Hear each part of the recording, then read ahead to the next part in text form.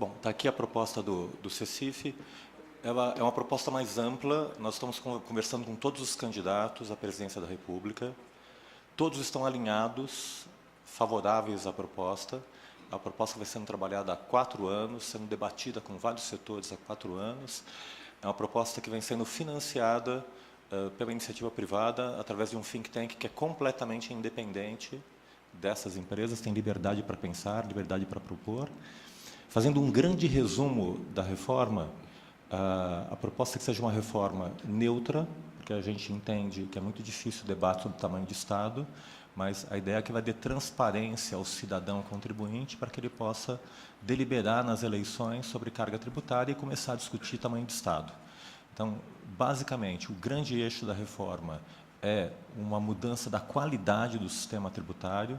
Hoje nós temos milhares de sistemas tributários operando com alíquotas e regimes distintos. Então, é criar um só sistema tributário, especialmente da tributação sobre o consumo, unificar a tributação sobre o consumo, sobre bens e serviços, acabar com os 5.760 ISS municipais, acabar com os 27 ICMS, acabar com o PIS/COFINS, acabar com o IPI. Então, fazer um grande tributo sobre bens e serviços no modelo IVA. Então, acho que esse é o principal eixo da proposta, que vai melhorar brutalmente o ambiente de negócios no Brasil.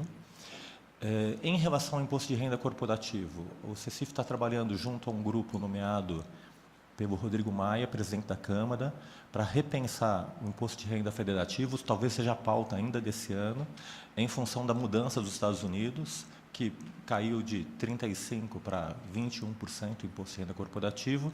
Então, há um trabalho também aqui no Brasil de limpar o imposto de renda corporativo de forma a reduzir as alíquotas de 34% para alguma coisa em torno de 21%, 22%, 23%, que é mais ou menos uma média internacional fundamental para a competitividade. Enfim, se eu mantenho a carga da tributação sobre o consumo, tenho que reduzir a carga da tributação corporativa, eu tenho que aumentar em algum lugar. Então, há uma tendência de aumentar o imposto de renda à pessoa física, não necessariamente em alíquotas nominais, mas limpando a base desse imposto também.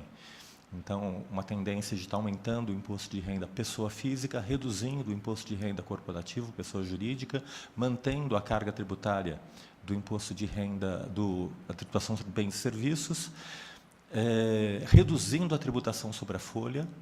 A forma de reduzir a tributação sobre a folha, que é uma grande forma de distribuição de renda, também ajustar isso no imposto de renda pessoa física. E, por fim, rever aí os fundamentos da tributação sobre a propriedade, estoque, transferência, mas isso não faz diferença em nenhum lugar do mundo, não é isso que arrecada.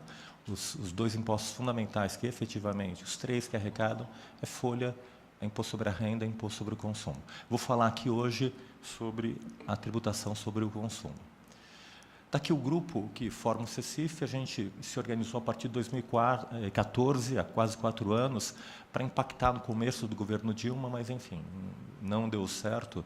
O governo Dilma surgiu com uma série de problemas, mas estamos há 4 anos construindo, dedicando 200 horas mensais do nós 4, distribuindo entre nós 4. Salve, deputado Raul, bem-vindo.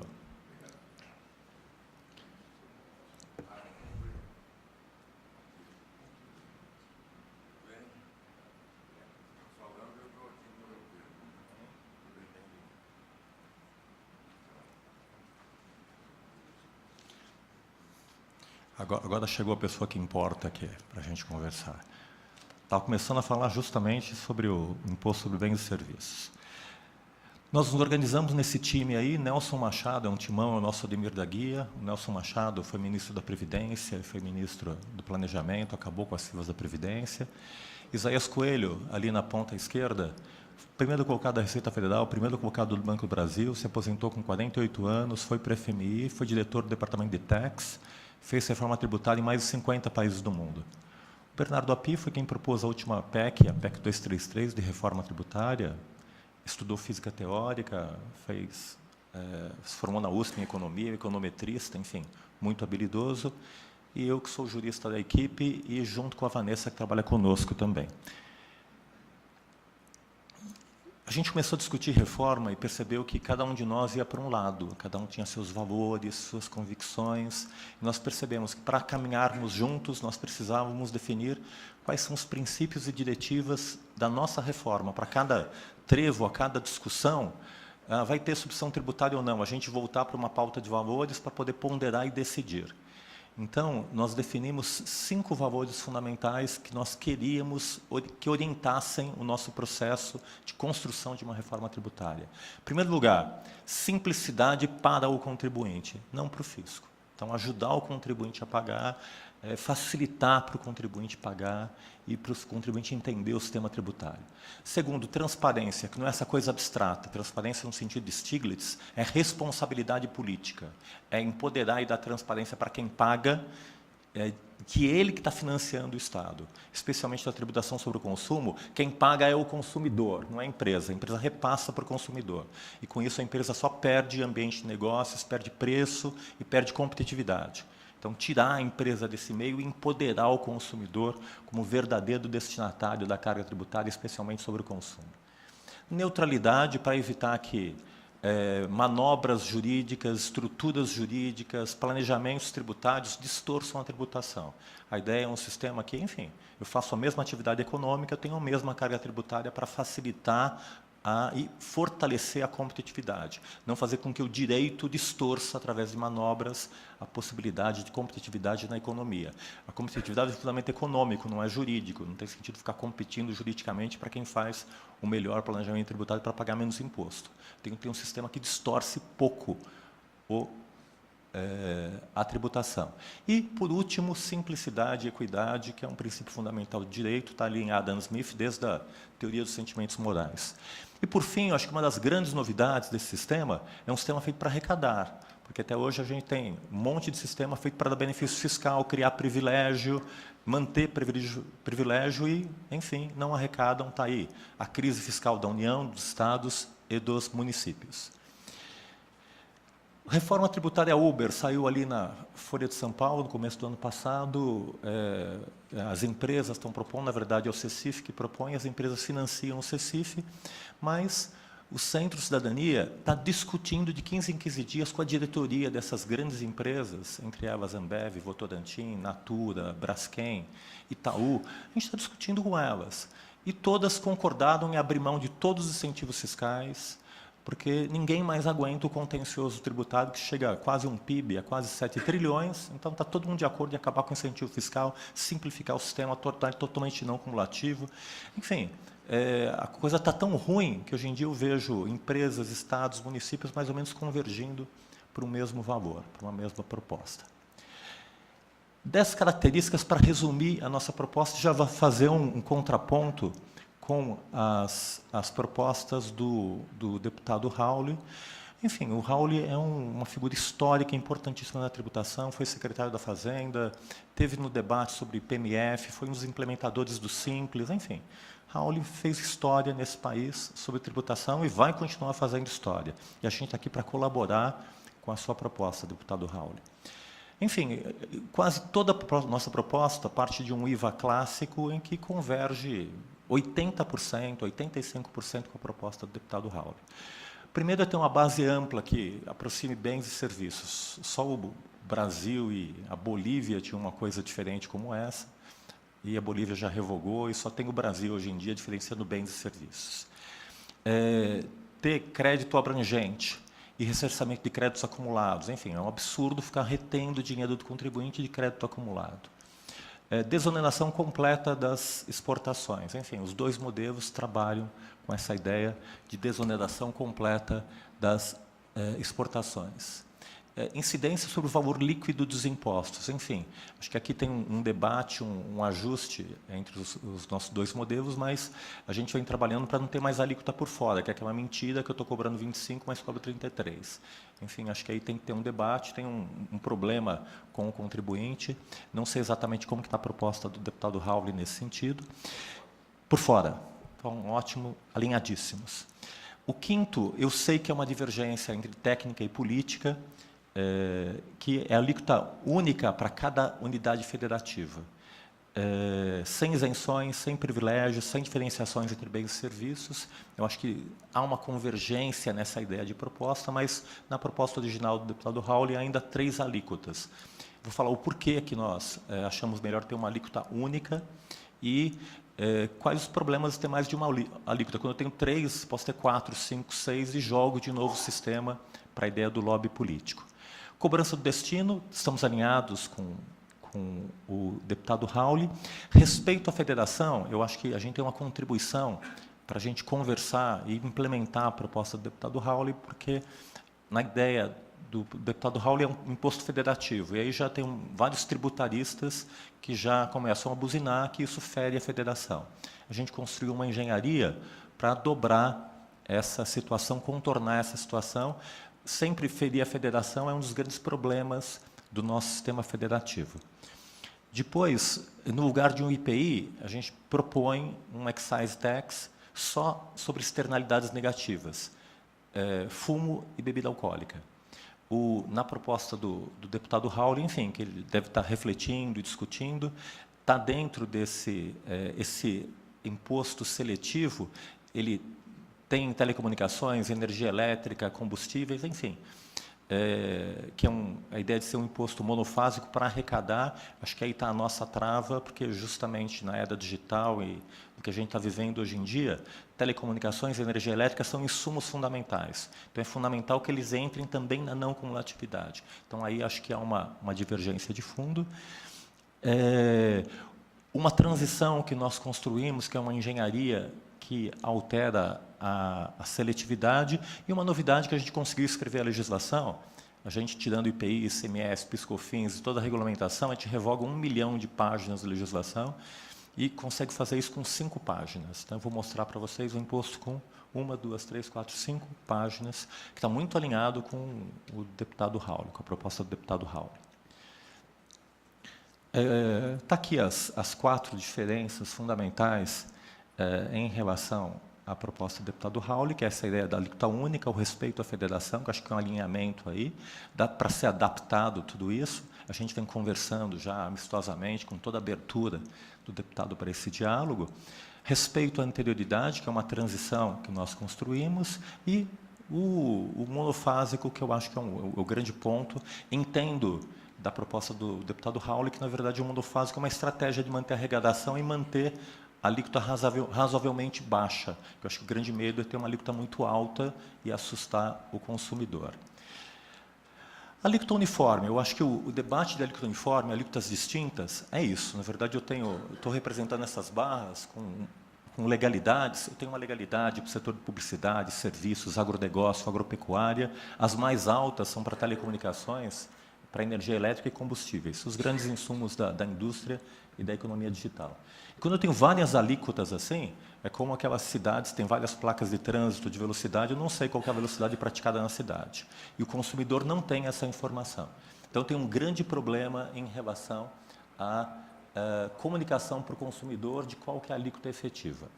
E problemas de cumulatividade e uma série de outras coisas. O que a gente está propondo é uma alíquota uniforme para todos os setores. E aqui, eu acho que tem uma reflexão importante, que é essa construção aqui. Dentro do imposto como esse, em que eu tenho uma alíquota uniforme, eu não tenho um problema de competitividade, porque todo mundo tem a mesma alíquota.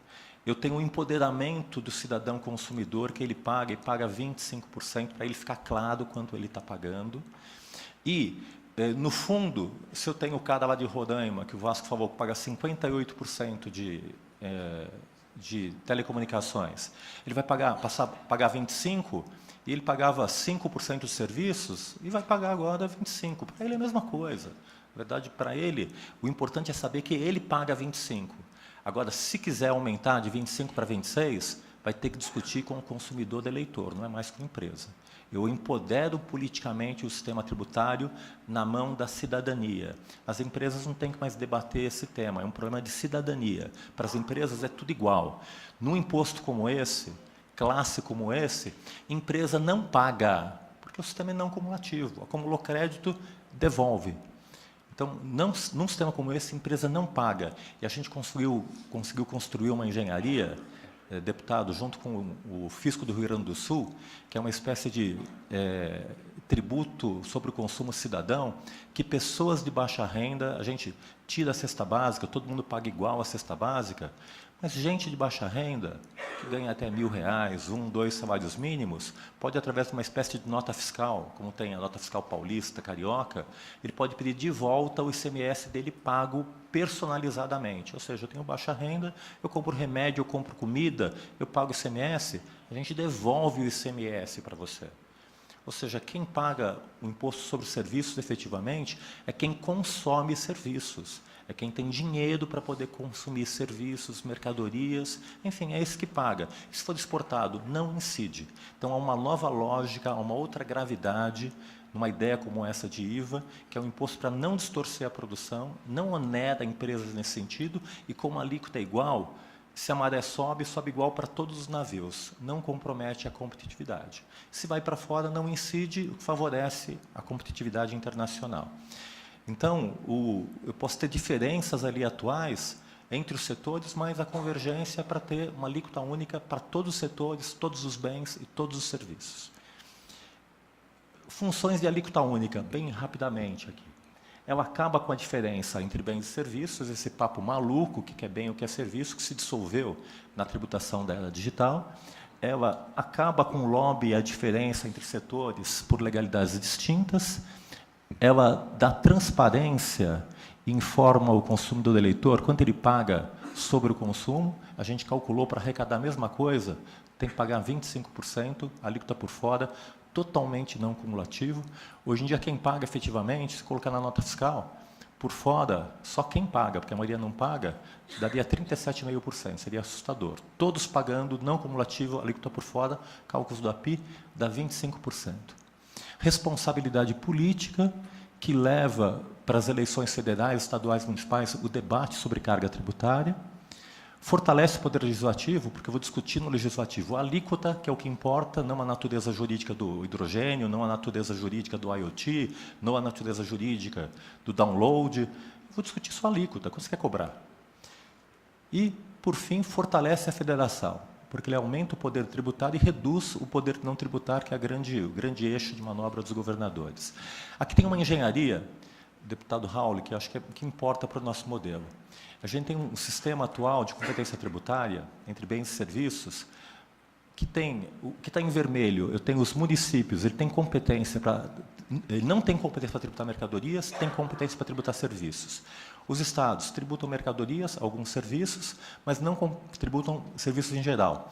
A União tributa mercadorias e serviços na pessoa jurídica, mas não na física, induz todo o agronegócio de ir para a física.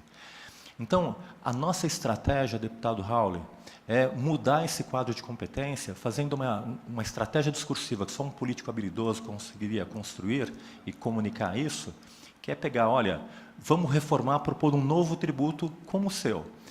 Vocês querem tirar o meu ICMS? Não vou tirar seu ICMS. Eu vou dar para vocês não vou tirar de vocês o ISS, eu vou dar para vocês o ICMS. Vejam, aliás, antes disso, a nossa competência, eu vou dando desonerações, eu só tributo serviços, vai ficando aqueles buracos ali. Guerra fiscal, buracos. PIS/COFINS, linha branca, buracos. Enfim, eu tenho um sistema pronto para não arrecadar. Então, a estratégia qual que é? Municípios, vamos reformar. Eu sou contra, que eu não quero perder o ISS. Não vai perder o ISS, vai ganhar o ICMS. Olha lá. O município ganha o ICMS e aumenta a competência. Se eu aumento o poder tributário, eu estou fortalecendo a descentralização, estou fortalecendo a federação. Estado, vamos fazer a reforma? Não, eu sou contra, que eu não quero perder o ICMS. Não vai perder o ICMS. Nós vamos aumentar a sua competência tributária. Você vai ter competência para tributar também serviços de qualquer natureza. E com isso eu faço uma magia. Eu aumento a competência do município, aumento a competência do Estado, aumento a competência da União para tributar também pessoas jurídicas, e com isso eu consigo uma nova base nacional unificada da União, dos Estados e dos municípios. Crio um imposto com legislação nacional e, aí vem a engenharia, outorgo competência para a União, para cada Estado e para os municípios fixarem só a alíquota. Ou seja, fato gerador, obrigação tributária, base de cálculo, está numa legislação nacional. E cada entidade pode fixar a sua alíquota, a alíquota que quiser. Fazendo os cálculos para manter a mesma arrecadação para a União, Estados e municípios, a União precisaria de uma alíquota de 9% para repor PIS, COFINS e IPI, ter a mesma arrecadação. Os estados em geral, com uma alíquota de 14%, arrecadariam a mesma coisa que todos arrecadam, e os municípios, com uma alíquota de 2%, arrecadariam o que eles arrecadam hoje. Com isso, se eu fosse comprar um iPhone ali no shopping perto de casa, ia aparecer na nota fiscal 25%. O iPhone custa 10 mil reais, eu pagaria mais 2 mil reais de impostos. 9%, R$ 900 reais para a União, 1.400 para os estados, R$ 200 reais para o município. Depois de uma transição, essas alíquotas ficam livres. Então, a União pode aumentar? Pode, mas desde que se faça por lei ordinária. Vai ter que discutir com 200 milhões de brasileiros, porque não tem diferença entre produtos. Vai ter que discutir com todo mundo. E aumentou 1%, aumenta o preço em 1% do bem. Quer aumentar a alíquota do Estado? Pode aumentar, mas tem que discutir com o Poder Legislativo e nas eleições com a população de cada Estado. Quer aumentar a alíquota municipal? Pode aumentar, mas vai ter que discutir com cada município. Enfim, eu reestabeleço esse debate federativo, descentralizo e realizo essa função de estar concentrando o imposto e eliminando complexidades. O da anterioridade, enfim, eu já dei nós já demos a ideia que esse sistema entre com uma alíquota de 1%, que arrecada em torno de 30 bilhões, eu vou tirando os outros impostos e faço uma transição em 10 anos. Com isso, eu vou adaptando os sistemas, vou garantindo que não vai haver aumento brusco de carga tributária e tem uma negociação aberta com quem tem incentivo fiscal. Você não vai perder da noite para o dia, você vai perdendo paulatinamente no decorrer de 10 anos. Isso sempre pode ser antecipado, mas foi uma forma negociada de dar segurança jurídica para quem apostou na política de incentivos fiscais. E aqui a parte mais gostosa para encerrar a minha fala, que é a legislação que nós escrevemos, estamos debatendo na Fundação Getúlio Vargas. Primeiro, aqui está a legislação inteira. Primeiro artigo, fica instituído o tributo, incide sobre todos os bens, serviços e sobre toda a transferência de direitos. A gente está traçando isso muito bem, mas a ideia é que tem uma base ampla, incide sobre tangível, intangível, sobre todos os bens de forma genérica. Então, desenhado o fatiador em uma página, em um artigo. Pode pegar aí, eu passo a apresentação. Segundo, fica tudo mais fácil. O contribuinte do imposto é aquele que realiza o fato gerador do imposto. Responsáveis estão no Código Tributário Nacional, que é um tema difícil de ser trabalhado, o CTN regula isso. Base de cálculo do IBS é o valor da operação. Tem que falar muito sobre isso. Enfim, tiro ali a alíquota por fora e essas outras questões são mais técnicas. Artigo alíquota. Alíquota é a soma das alíquotas federais, estaduais e municipais. Cada um fixa a sua alíquota livremente, por lei ordinária, e a alíquota geral é a soma de cada uma delas. Não cumulatividade, completamente não cumulativo. Tudo dá crédito, pois tem débito, e o que sobrar, se acumulou crédito, devolve em 60 dias. A empresa não nasceu para pagar esse imposto. O Isaías ensinou que um imposto como esse, eu só arrecado cerca de 70% da arrecadação bruta. 30% eu tenho que devolver, que não é dinheiro do Estado. Crédito acumulado não é dinheiro do Estado. Mais um passo da não cumulatividade. Incentivos fiscais. Um artigo que está proibido dar incentivo. Só tem competência da União, Estados e municípios para definir a alíquota. Quer cobrar quanto? Mas aqui não tem incentivo. Quer dar incentivo, tem outros caminhos, arrecada mais e dá via orçamento público. Penalidades. Em uma página, e acabou. É um imposto que tem 5 páginas. Então, já acabou a exposição da lei base do IBS. Agora vem a proposta, a emenda à Constituição. Um artigo 152, que institui a competência para cobrar o IBS. Depois, a parte mais gostosa, fica revogado o IPI. Depois, páginas e páginas, fica revogado o ICMS. Depois, fica revogado o ISS também, fica revogado o PIS/COFINS. E, basicamente, terminou. Aqui é só uma notícia aqui. Saiu no literário da Folha de São Paulo, apoio do Ciro Gomes, apoio do Alckmin, através do Pércio Arida, apoio da Marina Silva a essa proposta. Nós conversamos, está na foto ali embaixo, com o João Amoedo, que falou no Roda Viva, apoiou também a proposta. O Ciro Gomes, ontem, na sabatina com a Folha de São Paulo, voltou a citar a proposta, que é a proposta que ele vai defender e vai aplicar em função da racionalidade dela. Enfim, a gente está conversando com todos os presidenciáveis, é um momento muito especial para propor da reforma, a gente tem que alinhar esse ano para poder, no começo de 2019, implantar essa reforma, e, além de tudo, a proposta do deputado Rauli está indo muito nessa direção. Eu acho que acho que pode ser uma grande estratégia a gente estar fazendo os ajustes dessa proposta para conter aí os problemas e as críticas que ela pode receber, especialmente a questão federativa, e, enfim, a gente correr para o abraço em 2019 para 2018 ter um novo imposto simples, cidadão, que acaba com PiscoFins, ISS, IPI, e, enfim, e cria um novo marco para o Brasil para entrar no mapa e no ambiente de negócios mundial. É isso, muito obrigado pela atenção.